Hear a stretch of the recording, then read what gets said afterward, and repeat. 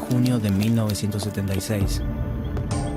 Las fuerzas de seguridad secuestran en Buenos Aires al sindicalista uruguayo Gerardo Gatti. Lo encierran en el centro de detención clandestino conocido como Automotores Orletti, en el barrio de Floresta. Es una víctima de la dictadura uruguaya. Pero en la década de los 70, el terrorismo de Estado no tiene fronteras.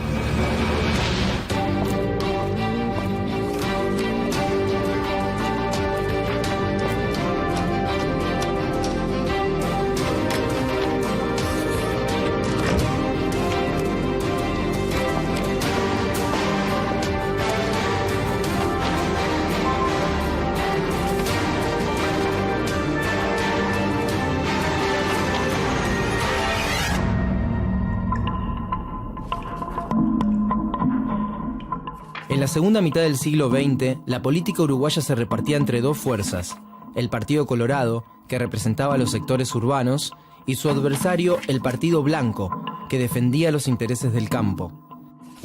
En la década de los 60, blancos y colorados se enfrentaron a un enemigo común: el Movimiento de Liberación Nacional Tupamaros, el MLNT. Tupamaros se formó en 1963, 4 años después del triunfo de la Revolución Socialista en Cuba. Tenía un objetivo: transformar la sociedad a través de la lucha armada. Su nombre surgió como homenaje a Tupac Amaru. Desde sus filas, el movimiento denunciaba los casos de corrupción de los grandes partidos. También asaltaba bancos o grandes empresas para financiarse. Protagonizó la voladura de una radio y llevó adelante varios secuestros. La guerrilla despertó la simpatía de la población con acciones sorpresivas. El 24 de diciembre de 1963, sus militantes bloquearon el paso de un camión de alimentos y lo llevaron a un barrio marginal. Algunos consideraban a los Tupamaros una especie de Robin Hood modernos. Estados Unidos temía que la experiencia de la Cuba de Fidel Castro se expandiera en su zona de influencia, y desde principios de la década de los 60, el gobierno se involucró en las decisiones políticas de América Latina. El Departamento de Estado estadounidense difundió entre los militares del sur del continente la doctrina de seguridad nacional. Uruguay formó parte del Plan Cóndor, una política de coordinación represiva de los países del Cono Sur, digitado por Estados Unidos. En plena Guerra Fría, preparaba a los hombres de armas para atacar posibles focos revolucionarios. Estados Unidos solicitó a las autoridades uruguayas que asesinaran o amenazaran de muerte a Raúl Sendic, líder de los Tupamaros. En esos días, la guerrilla había secuestrado a uno de sus hombres, el agente de la CIA Dan Mitrione. Nació el 4 de agosto de 1920 en Italia. Desde 1969 ocupaba el cargo formal de jefe de la Oficina de Seguridad Pública estadounidense en Uruguay, pero su verdadera misión era enseñar a torturar. El dolor preciso, en el momento preciso, en la cantidad precisa, para el efecto deseado, decía cuando se refería a la tortura. Mitrione formó a la policía uruguaya en la aplicación de técnicas de tormentos. Antes que nada hay que ser eficiente, decía Mitrione. Se debe actuar con la eficiencia de un cirujano y con la perfección de un artista. El 31 de julio de 1970, el movimiento Tupamaros secuestró al agente norteamericano para utilizarlo como ficha de cambio en la liberación de 150 militantes detenidos. El presidente uruguayo, Jorge Pacheco Areco, se negó a cumplir las exigencias de la guerrilla y el 10 de agosto, Mitrione apareció en el asiento trasero de un auto robado.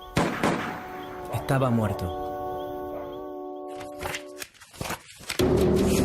En 1972, Pacheco Areco ordenó reprimir a la guerrilla.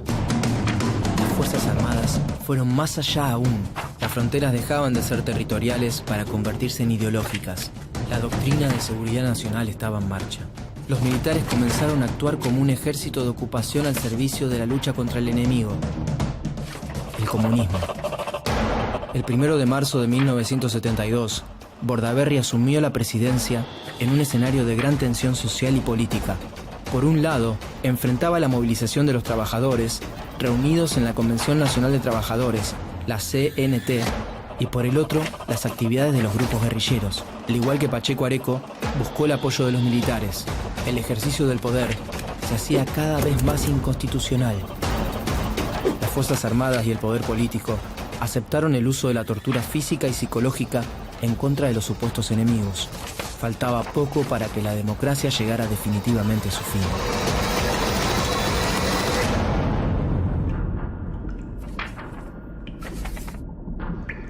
El martes 26 de junio de 1973, un grupo de empresarios influyentes se reunió en Montevideo con representantes de las Fuerzas Armadas. A puertas cerradas, manifestaron su inquietud. Había que controlar a los obreros politizados y privatizar el sector público. Un día después, Bordaberry anunció la disolución del Parlamento y prohibió la actividad de los partidos políticos. Se iniciaba formalmente la dictadura en Uruguay, la única en su historia.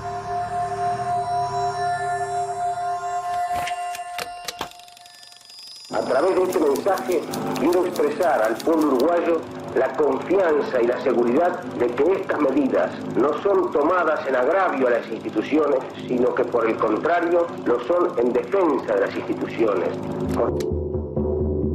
A diferencia de otros gobiernos militares de la región, las Fuerzas Armadas dejaron el cargo de presidente en manos de un civil, Juan María Bordaberry. Nació el 17 de junio de 1928 en Montevideo. Llegó al poder gracias al voto popular en 1972. En 1973 se convirtió en el primer dictador de su país.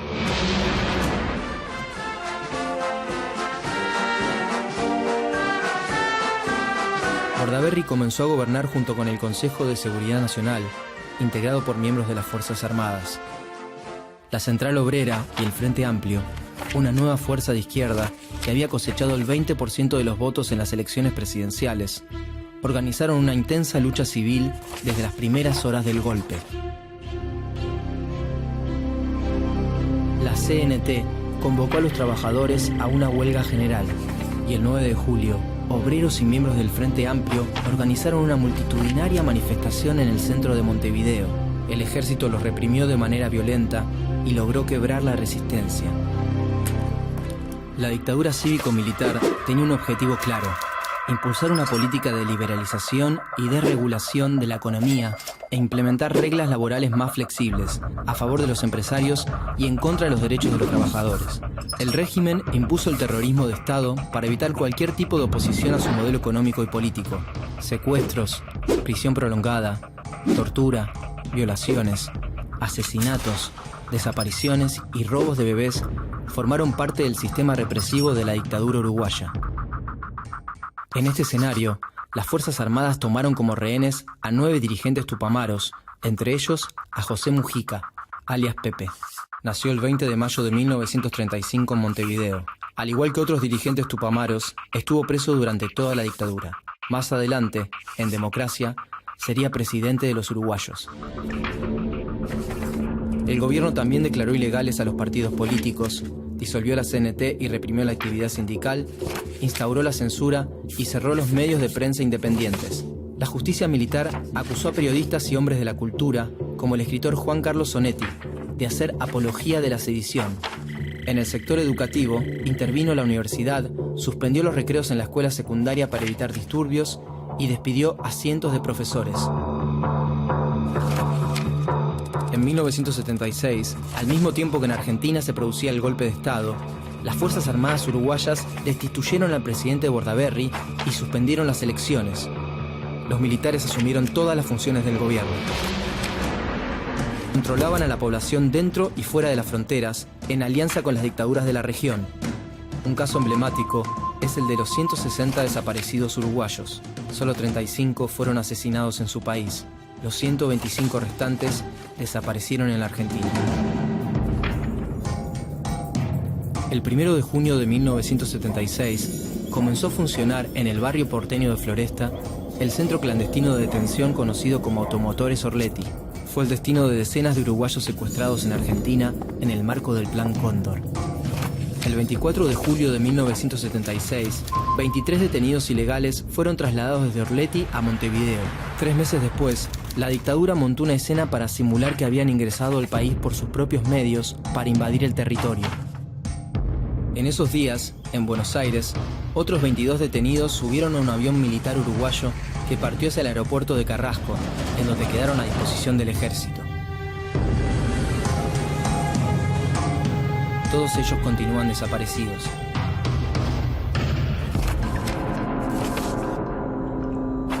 En 1980, los militares redactaron el proyecto de una nueva constitución. Establecía un candidato único para la presidencia que debía ser aceptado por las Fuerzas Armadas y condicionaba el derecho a huelga a la decisión del Poder Ejecutivo.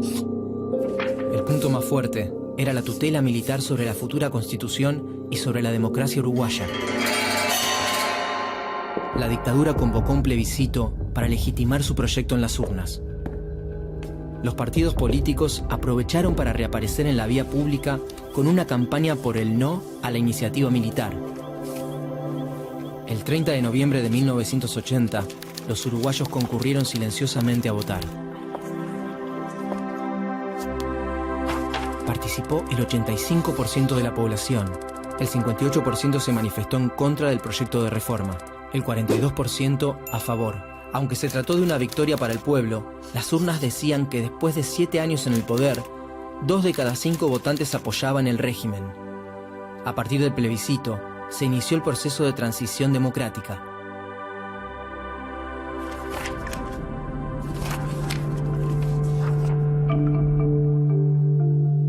En noviembre de 1983, una movilización masiva al obelisco de Montevideo aglutinó a más de 400.000 personas. Se denominó el Obeliscazo, o un río de libertad. La avenida principal de Montevideo parecía una corriente humana que pedía por el final de la dictadura. El 18 de enero de 1984 se realizó un paro general.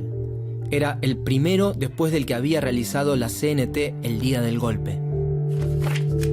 El 3 de agosto de 1984, los militares consensuaron, junto con los partidos políticos, el llamado a elecciones, y el 25 de noviembre, los comicios dieron como ganador a Julio María Sanguinetti.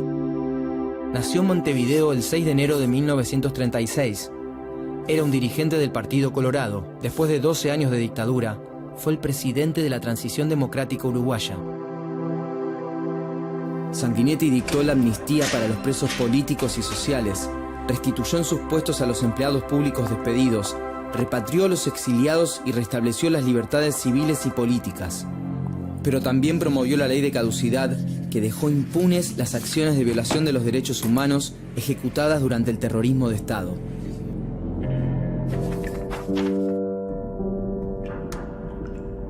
La dictadura cívico-militar quebró una tradición democrática única en el sur del continente. Los militares uruguayos, responsables por los crímenes de lesa humanidad, aún no han sido juzgados y continúan en libertad.